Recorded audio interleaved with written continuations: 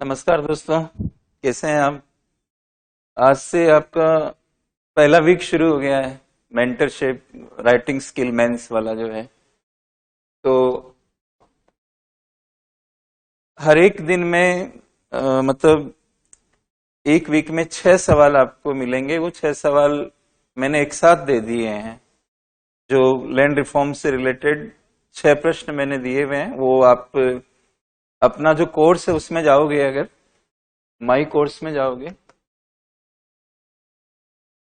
तो my course को जब आप क्लिक करोगे यहाँ पे, तो उसमें मेंटरशिप वाले को, मतलब राइटिंग स्किल वाले को,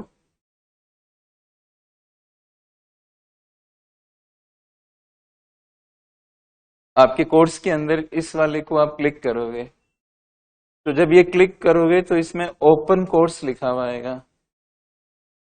ओपन कोर्स, इस ओपन कोर्स के ठीक ऊपर आपको नोट्स का एक बटन दिखेगा। यहाँ पे क्लिक करना है आपको, नोट्स के बटन पे। तो आपको वो क्वेश्चंस दिख जाएंगे, शेड्यूल भी दिख जाएगा अलग अलग वीक का। और आपको इस वीक का, पहले वीक का सवाल क्या क्या है वो भी आपको दिखेगा। और ऐसे ही फिर अगले वीक का वहां पर आ जाएगा, और ऐसे हम नोट्स अपलोड करते जाएंगे, तो वो आपको दिखते रहेंगे। तो आपको क्या करना, माई कोर्स में जाना है और राइटिंग स्किल वाले प्रोग्राम को क्लिक करना है। फिर उसमें जब ये खुलेगा तो नीचे नीचे ओपन कोर्स रहेगा, इसके ऊपर ये नोट्स लिखा हुआ है, वहां पे क्लिक करेंगे तो आपको सारी चीजें दिख जाएंगी। आप लोगों का व्हाट्सएप ग्रुप भी बना हुआ है, तो हम लोग उस पर भी डाल दिया करेंगे, और आपके ऐप पे भी ये परमानेंटली पड़ा रहेगा। तो आई थिंक आप इस चीज को कर पाएंगे।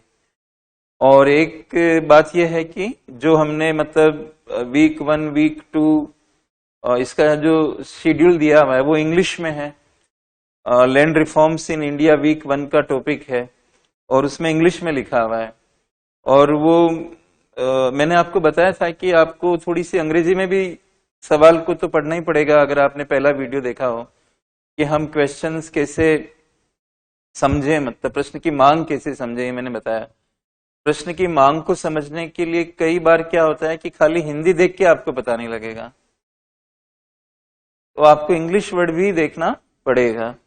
तो कोई दिक्कत नहीं है, वीक 1 का जो इंग्लिश में है उसका मैं हिंदी रूपांतरण कर दे रहा हूं बोर्ड पे ही। तो आपका वीक 1 का प्रोग्राम जो दिया हुआ है, वीक 1, इसके आगे लिखा हुआ है लैंड रिफॉर्म्स इन इंडिया।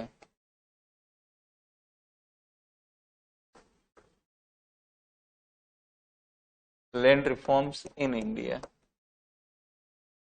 तो इसका हिंदी क्या होगा, भारत में भूमि सुधार।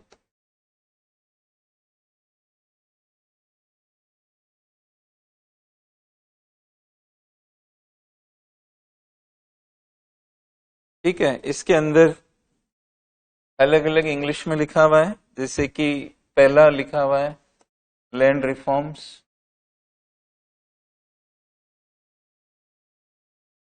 एग्रीकल्चरल प्रोडक्टिविटी,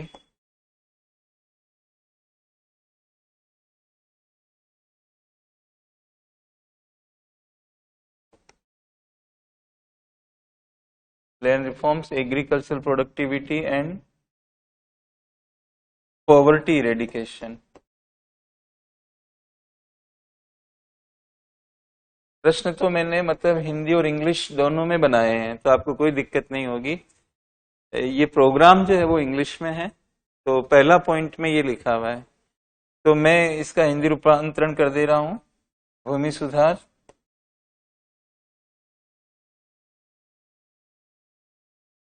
कृषि उत्पादकता,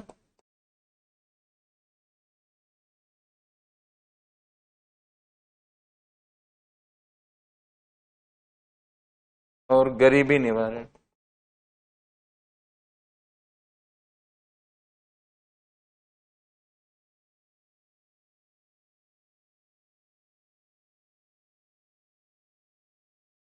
ये पहला जो पॉइंट लिखा हुआ है उसकी हिंदी मैंने कर दी है इसे।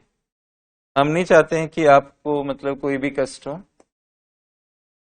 Scope of land reforms in India.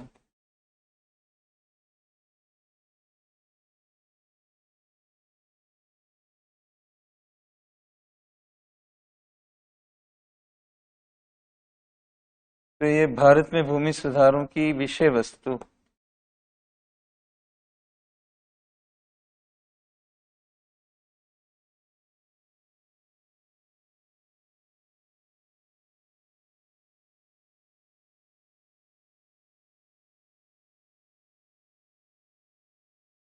Bharat में भूमि सुधारों की विषय वस्तु। स्कोप का मतलब होता है कि उसके दायरे में कौन आ रहा है, या मतलब कई बार यूपीएससी इसको विस्तार लिख देती है, भारत में भूमि सुधारों का विस्तार। जैसे कि मैंने इंट्रो क्लास में आपको बोला कि खाद्य प्रसंस्करण उद्योग का विस्तार, ऐसा लिखा हुआ था। अब बच्चा समझ नहीं पाता है कि विस्तार का क्या मतलब है। समझ रहे हैं ना आप इस बात को? इसलिए आपको इंग्लिश का निवेदन किया। स्कोप मतलब उसके अंदर क्या आ रहा है।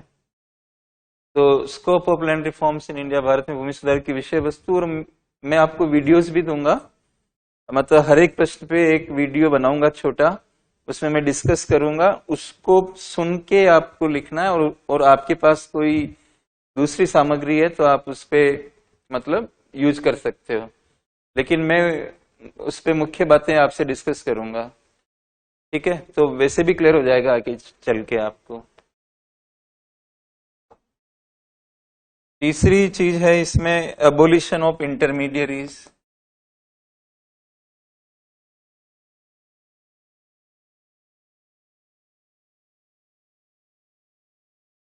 ये लिखा हुआ है। तो इंटरमीडियरीज का मतलब बिचौलिया होता है, जमींदार, इस तरह के बिचौलिया।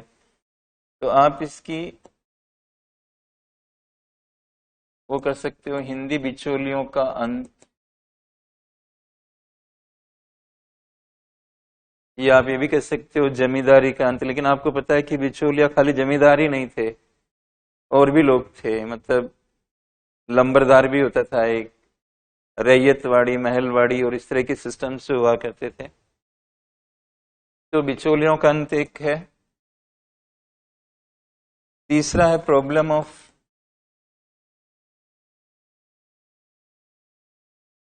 Small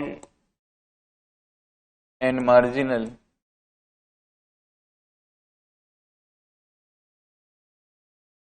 holdings. सीमांत, मार्जिनल का मतलब क्या होता है? सीमांत, ये जो मार्जिनल है, सीमांत और लघु जोतों की समस्या।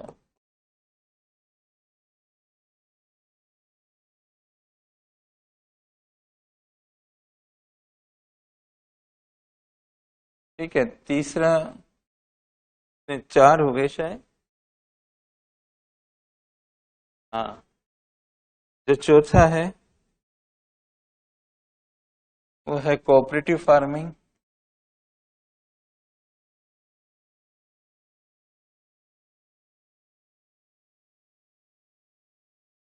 कंसोलिडेशन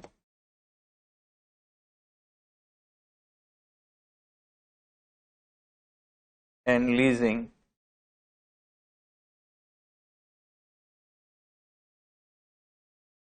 ठीक है, तो इसका मतलब है सहकारी कृषि। कोऑपरेटिव फार्मिंग का मतलब सहकारी कृषि। और कंसोलिडेशन का मतलब चकबंदी।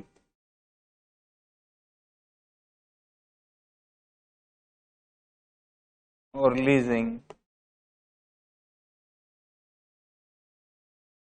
ऐसे आपको हिंदी में लिखना है, पट्टेदारी, या ये वर्ड यूज करने के बजाय देवनागरी में आप इसे लीजिंग लिख सकते हो।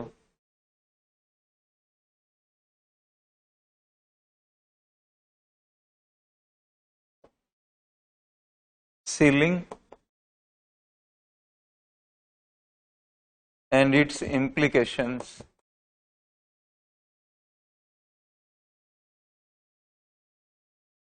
तो इसका मतलब है हदबंदी। हदबंदी और उसके निहितार्थ।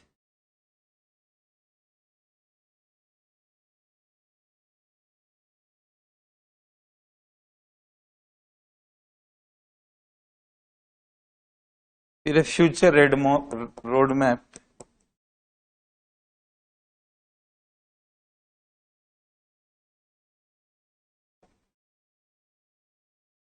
Future road map for land reforms.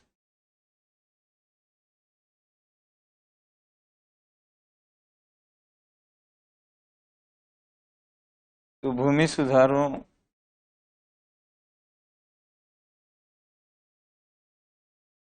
की भावी रूपरेखा,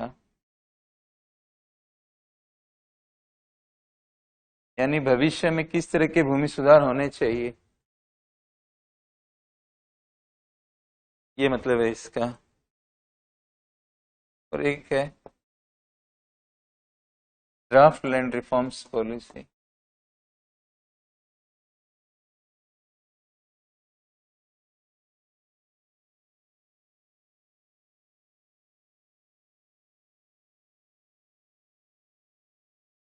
भूमि सुधारों, भूमि सुधार नीति का प्रारूप।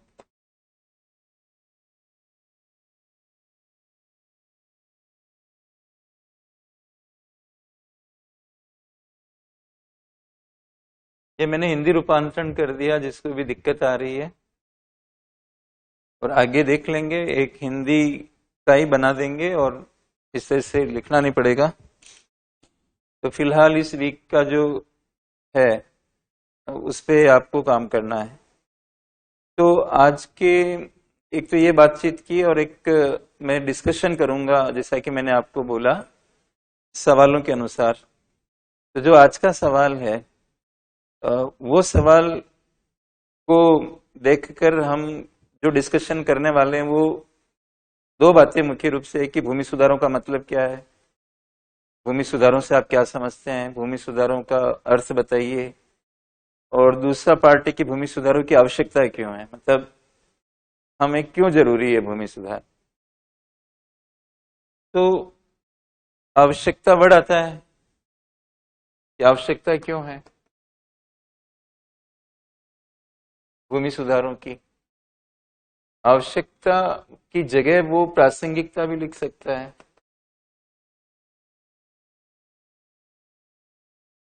कोई भी चीज की आवश्यकता से ही तो उसकी रेलिवेंस बनती है, उसका कोई संदर्भ बनता है।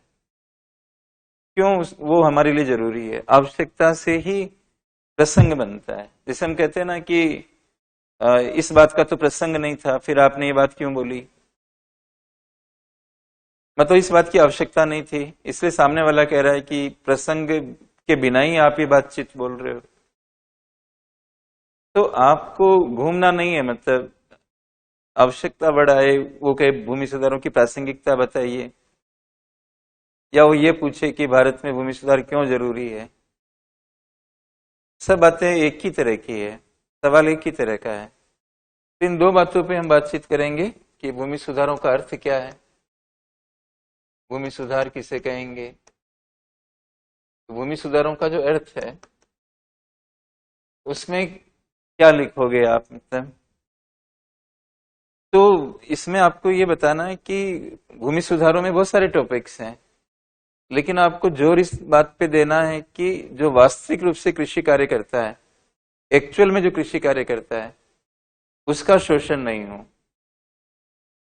तो आप ये कह सकते हो कि अन्य बातों के अलावा, जैसे आप ऐसे बोल सकते हो भूमि सुधारों के अंतर्गत अन्य बातों के अलावा किस बात पे जोर दिया जाता है, ये मेन बात को लिख सकते हो, अन्य बातों के अलावा।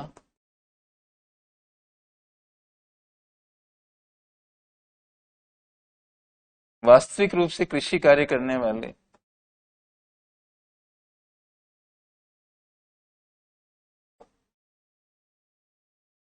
कृषि कार्य करने वाले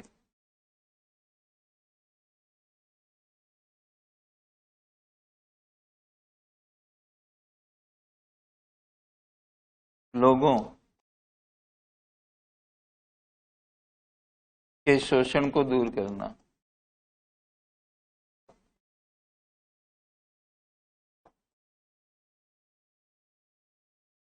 तो भारत में भूमि सुधारों का अर्थ ये है कि अन्य बातों के अलावा हम वास्तविक रूप से जो खेती करते हैं। अब अन्य बातों में क्या आएगा, मतलब अगर आपको इसके बारे में भी लिखना हो कि अन्य बातों के अलावा की जगह, तो आप ये कह सकते हो कि भूमि के पुनर्वितरण, रीडिस्ट्रीब्यूशन। हम कहते हैं ना कि जो भूमिहीन है उनको भूमि मिलनी चाहिए।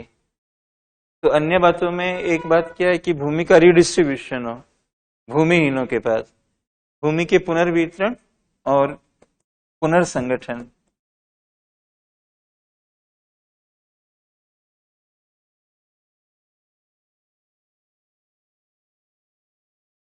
रीऑर्गेनाइजेशन मतलब छोटे खेतों को बड़ा खेत करना, इस तरह से रीऑर्गेनाइज करें हम या रीडिस्ट्रीब्यूट कर रहे हैं।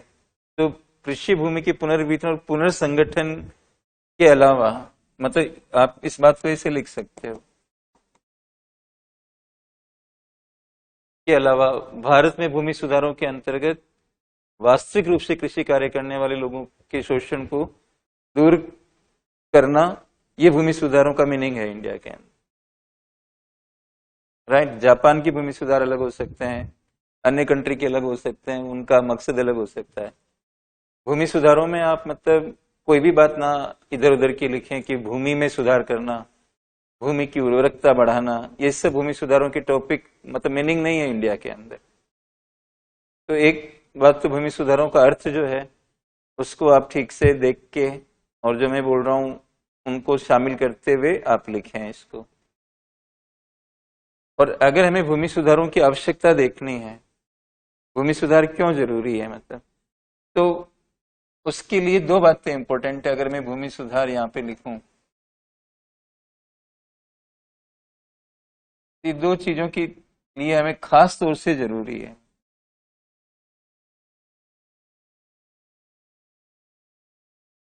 गरीबी निवारण करना,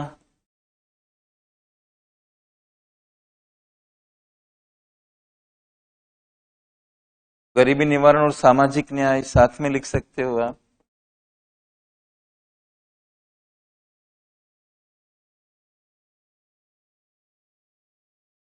और एक आप कृषि उत्पादकता बढ़ाना,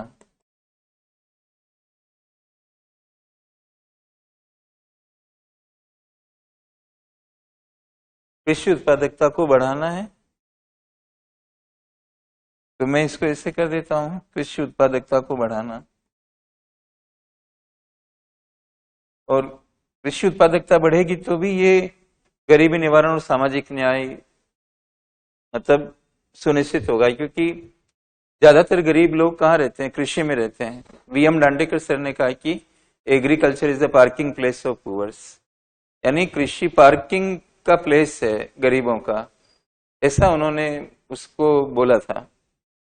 और वैसे भी तीन सेक्टर, कृषि, उद्योग, सेवाओं को अगर आप देखते हो तो आप कहाँ आपको गरीब ज्यादा दिखेंगे, आपको ज्यादा गरीब कृषि में ही दिखेंगे, अगर मतलब इकोनॉमिक एक्टिविटी के हिसाब से आप देखें ऐसे तो भूमि सुधार एक तरफ किस तरफ ले जाते हैं, गरीबी निवारण, क्योंकि आप भूमिहीनों को भूमि देते हो, भूमिहीनों को भूमि का वितरण करते हो। भूमि सुधारों के अंदर, क्योंकि भूमि सुधारों की जो विषय वस्तु है, जो मैं अगले वीडियो में डिस्कस करूंगा, तो वो विषय वस्तु में हदबंदी भी एक आता है, सीलिंग एक आता है। सीलिंग लगाओगे कि एक आदमी कितनी जमीन रख सकता है अधिक से अधिक अपने पास, तो उससे ज्यादा जमीन है तो आप उससे लोगे, और फिर उस जमीन का वितरण आप किस में करते हो, भूमिहीनों को करते हो। तो भूमि सुधारों का एक पार्ट ये होने की वजह से क्या हो रहा है, गरीबी निवारण की तरफ जा रहे हो। और किसी विद्वान ने कहा कि गरीबी दूर सिर्फ इनकम देने से नहीं होगी, गरीबी को दूर करने के लिए आपको संपत्तियां भी देनी चाहिए जो इनकम पैदा करती है। जमीन ऐसी संपत्ति है जो इनकम पैदा करती है, तो जमीन देने से उनको स्थायी रूप से उनका समाधान होगा। तो आप एक चीज ये समझें। और दूसरा जो बात है कि कृषि उत्पादकता को बढ़ाना, तो कृषि उत्पादकता कैसे बढ़ेगी, कृषि उत्पादकता बढ़ाने के लिए मतलब छोटे खेतों की समस्याओं का समाधान जब आप करोगे, भूमि सुधारों में जो मैंने बताया ना पुनर्संगठन, रीऑर्गेनाइज कर रहे हो, तो भूमि सुधारों में एक छोटे छोटे खेतों की जो समस्या है, सीमांत और लघु जोतों की जो समस्या है, खेतों की समस्या को दूर करना,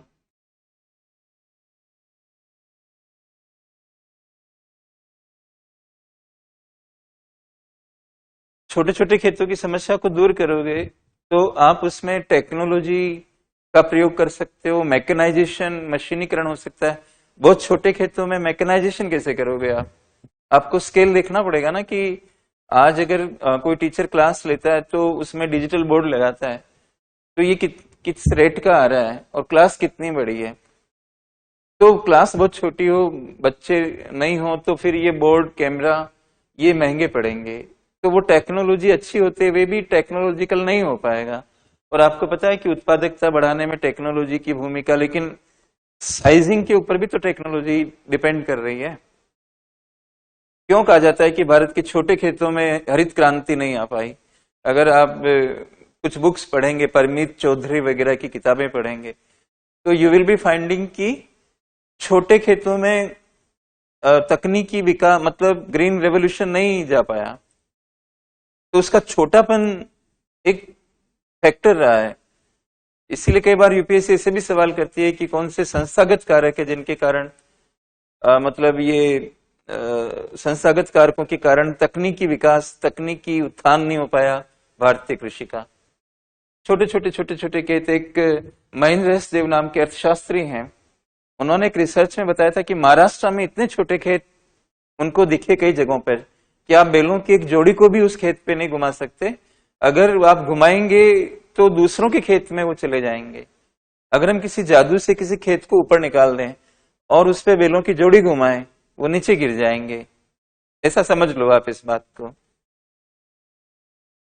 तो I think you are understanding this thing कि भारत में भूमि सुधारों की जो भूमि सुधार हम करेंगे तो सिर्फ ये न्याय और गरीबी निवारण ही नहीं होगा, बल्कि कृषि उत्पादकता भी बढ़ेगी। और कृषि उत्पादकता बढ़ेगी तो फिर वापस से क्या होगा? गरीबी निवारण की तरफ जाओगे। तो मैं हमेशा कहता हूं ना आप लोगों को कि भाई मेंस एक स्किल है और उसमें कनेक्टिविटी को आपको देखना पड़ेगा। अगर आप वो कनेक्टिविटी को एक्सप्लोर नहीं करोगे तो आपको दिक्कत हो जाएगी। तो आप इस तरह से ये आवश्यकताओं को मुख्य रूप से दिखा सकते हो कि भारत में भूमि सुधार क्यों जरूरी है। तो ये मैंने पहले प्रश्न का एक मोटे रूप से डिस्कशन जैसा किया। अब आप इसको आधार बना के इस समझ के साथ वो पहले प्रश्न को आप कर सकते हो दोस्तों। इस तरह से हम हर मतलब प्रश्न पे एक वीडियो आपको देंगे। ज्यादा मटेरियल्स को आप लोग नहीं एक्सप्लोर कर पाओगे प्रॉपर वे में और कई चीजें आपकी रह जाएगी। तो एक्चुअल टीचर जब आपके सामने है, यहाँ पे कोई नहीं, मैं हूं और मैं ही ये सब काम कर रहा हूं, तो आप सुरक्षित हाथों में हैं। और मैं यही कह सकता हूं कि आप हमें समय दें, मैं आपको सफलता देने का प्रयास करूंगा। तो ऐसे करते करते आपका एक सही तरीके से विकास होगा। राइटिंग स्किल एक दिन का काम नहीं है, धीरे धीरे इसमें होगा। आप हिम्मत रखिए और मेहनत करिए जोर से, अच्छा होगा। Thank you. फिर मिलते हैं अगले वीडियो में। अगले सवाल को मैं डिस्कस करूंगा आपसे। Thank you very much.